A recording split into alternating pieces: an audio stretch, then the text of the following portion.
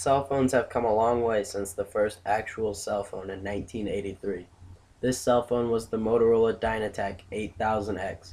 The phone received approval from the U.S. Federal Communications Commission and was the first commercially sold handheld cell phone. The phone initially had sold for $3,995 and allowed you to talk for 30 minutes with a 10-hour charge time.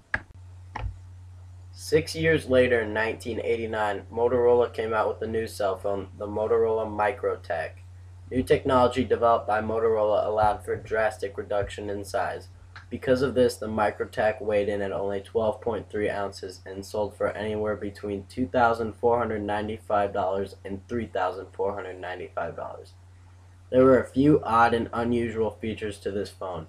First, there was a round opening at the bottom of the phone, giving an illusion of a microphone, but in reality that was fake, and the real microphone was more towards the middle area. Another unusual feature of the Microtac was that the antenna at the top of the phone had no purpose. It was purely for show, and there was an interior aerial inside the phone. In 1993, the first ever smartphone came around. Although it didn't beat out the competition in terms of weight and size, the Simon Personal Communicator was a unique phone at the time. The major feature of this phone was the conventional keyboard was replaced by a sensitive screen. This phone could function as a personal organizer, it could fax, and worked as a pager along with being a phone. As hinted at earlier, this phone was brick-like in appearance and size, but the talk time was about 75 minutes. It was much cheaper than the last two phones, costing only about $899. 3 years later, in 1996, Motorola had come out with a new phone, the Motorola StarTAC. This phone was the first clamshell model, nicknamed due to the way the phone was flipped open and closed shut. Another nickname this phone acquired was Miniature Marvel. This nickname was due to the fact that the StarTAC only weighed 3.1 ounces. During my interview, my mom recalled this was her first cell phone and said she loved it. She said it was so much smaller than all my friends' phones, but it could only make calls. This phone cost around $1,200 when it came out. In 1997, Nokia dropped the phone that really put the other phones to shame, especially the last attempt at a smartphone, the Simon Personal Communicator. One of the new unseen features was the full-on keyboard the Nokia 9000i communicator had. The phone had ability to access emails, send faxes, and go to the internet, and could be used as a personal organizer. Another new feature the Nokia 9000i communicator brought to the competition was the speakerphone ability. You could now put the phone on speaker and receive a fax while talking with the other person simultaneously. It doesn't seem too extraordinary nowadays, but it was a huge step forward back in 1997. The main advancement of the Nokia 8810 was that it did away with the concept of an antenna. Up until now, all the phones had some form of an antenna sticking off the phone, but the Nokia 8810 featured a fully internal antenna. The talk time of this phone also increased to around 1 hour and 40 minutes to 2 hours and 50 minutes. Standby battery life of the phone was at 15 to 60 hours of battery life. In 2002, the BlackBerry 5810 came out and cost about $499 with a $20 activation fee. The phone included all of the usual things: SMS messaging, emails, personal organizer, and of course, phone capabilities. There was a major drawback to the BlackBerry 5810 that wasn't seen until now. There was no built-in microphone or speaker on the phone. To make or receive a phone call, you would need to plug in the headset you would have received upon purchasing the 5810. If you did not keep the headset plugged in, you would miss calls.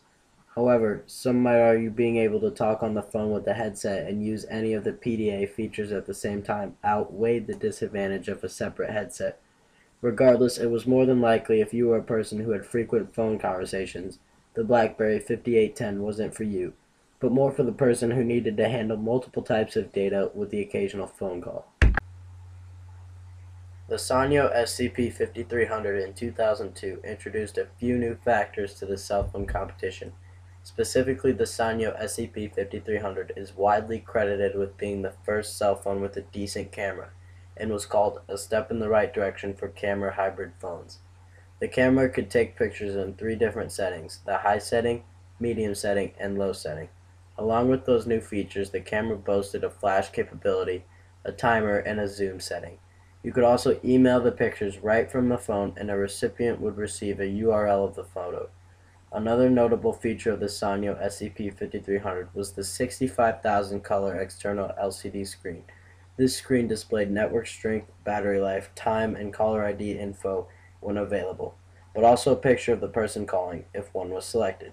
Also impressive was the internal 2.1-inch 65,000 color 9-line display. One could choose for their background any picture they took or an already labeled picture on the phone. This phone was a little bigger than an average pack of gum and was GPS ready for 911 calls. The phone also had 2.7 hours of talk time and 10 days of standby battery life. In 2002, T-Mobile came out with the Sidekick with heavy users of email and messaging in mind. It was designed with sleek, curved edges and cost only $199. The Sidekick was pitched to an entirely different market, the market of 18 to 34-year-olds, and was considered to be a hip and cool device. One of the notable features was that AOL Instant Messaging, or AIM for short, was capable of being used on this phone, and a user could move around in 10 different conversations if needed. Instead of a speakerphone, the Sidekick featured an onboard 12-voice synthesizer capable of emulating drums, strings, and other musical instruments. Also, there were 18 different ringtones programmed onto this phone. Oddly enough, given the intended market, there was no MP3 player on this phone. The T-Mobile Sidekick became very popular when famous rapper Jay-Z used it in one of his music videos. In 2004, Motorola came out with the Razr, or V3. The Razr is only 13.9 millimeters thick, but actually doesn't skimp out on many features. The body of the Razr is made out of aluminum, which is lightweight and tough, and people notice it for its looks. The keypads have been chemically etched for precision, and there is a cool blue backlighting on it. The Razr is equipped with an 176 by 220 pixel internal screen in 65,000 colors, plus an external 96 by 80 4096 color unit. The Razr also comes out with a camera on the outside. The Razr has Java for games and other applications, plus ringtones. The Motorola V3 can also play back video and has a 3D graphics engine and a web browser. The first iPhone came out in 2007 for $499 for a 4GB and $599 for the 8GB. There are 5 reasons the iPhone was a hugely successful phone. The first reason was that the iPhone was good looking. Steve Jobs' insight was that a good design was equally as important as good technology. Number 2 is that the iPhone has a touchscreen, unlike no other. Apple didn't reinvent the touchscreen, it just knew how to use it to recreate the whole user interface. You could now scroll through pictures, contacts, songs, and eventually play many different games on the iPhone. Number 3 is that the iPhone made other phones better. AT&T gave unprecedented freedom to do whatever with the iPhone, and other companies would want the same, giving us better phones. Number 4 is that it's not just a phone, it's a platform.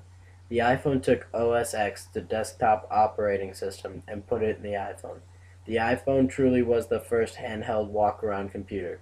The 5th reason the iPhone is huge is that it is the ghost of iPhones yet to come. That has since been proven, since there are 6 more iPhones that have come out since. Another huge phone to hit the market was the Samsung Galaxy X2.